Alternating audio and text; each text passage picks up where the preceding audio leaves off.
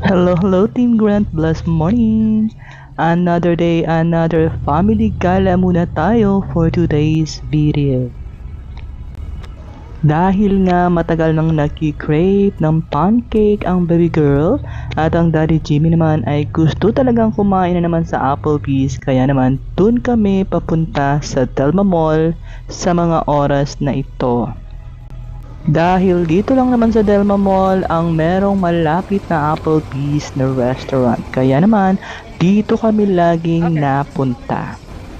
Medyo matagal na rin di kami nakakapunta dito, kaya naman natatakan talaga kaming lahat sa aming o-ordering.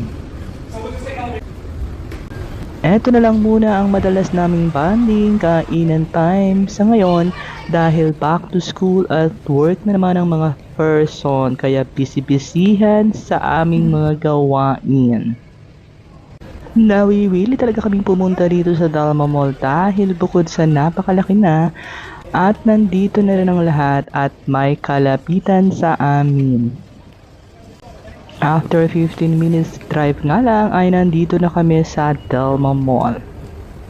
As usual, kinailangan pa muna mag-CR ng mga girls, kaya naman dumaan muna kami sa malapit na CR. Char. Kung napapansin nyo nga, ang ating bebe Jamie ay patangkad ng patangkad dahil talaga namang malakas na siya kumain at syempre kumpleto pa rin talaga lagi ang kanyang tulog. Eto nga at agad-agad ay kanya-kanya na kaming pili ng aming mga orders. Dahil walang mac and cheese ay white pasta naman ang in-order ng ating baby girl. At syempre, eto na, napadami nga ang aming order for today. Dahil natakam talaga kami sa mga foods na talaga namang yummy delicious dito sa restaurant na ito. Gaya naman order kung order ang mga person, abay kung hindi maubos ay baunin na lang, char. At syempre, eto na nga ang dessert ng ating baby girl. And after nga niyan ay may papachi ang serve.